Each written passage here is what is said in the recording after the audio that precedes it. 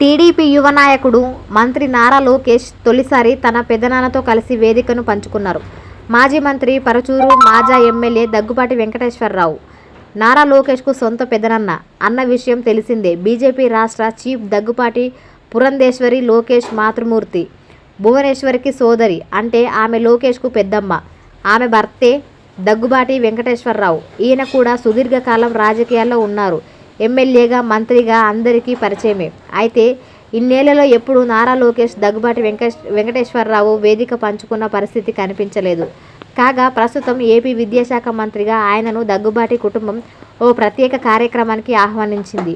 దీంతో ఉమ్మడి ప్రకాశం జిల్లాలోని ఇంకొల్లుకు వెళ్లిన నారా లోకేష్ దగ్గుబాటి వెంకటేశ్వరరావు తన తండ్రి చెంచురామయ్య జ్ఞాపకార్థం ఇక్కడ నిర్మించిన సైనిక స్కూల్ను లాంఛనంగా ప్రారంభించారు.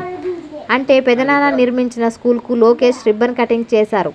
రాజకీయాల నుంచి దూరంగా ఉంటున్న దగ్గుబాటి వెంకటేశ్వరరావు ఈ ఏడాది ప్రారంభంలో తాను రాసిన పుస్తకాన్ని సీఎం తనకు స్వయాన తోడల్లుడు అయ్యే చంద్రబాబుతో ఆవిష్కరించిన విషయం తెలిసిందే.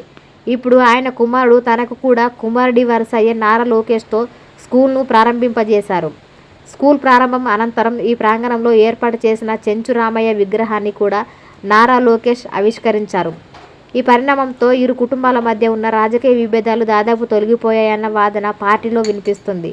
కొన్నాళ్ల పాటు కాదు, కొన్నేళ్ల పాటు నారా దగ్గుబాటి కుటుంబాల మధ్య రాజకీయ విభేదాలు నడిచిన విషయం తెలిసిందే.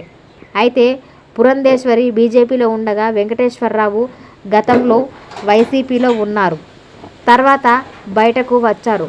ప్రస్తుతం తటస్థంగా ఉంటున్నారు ఆయన.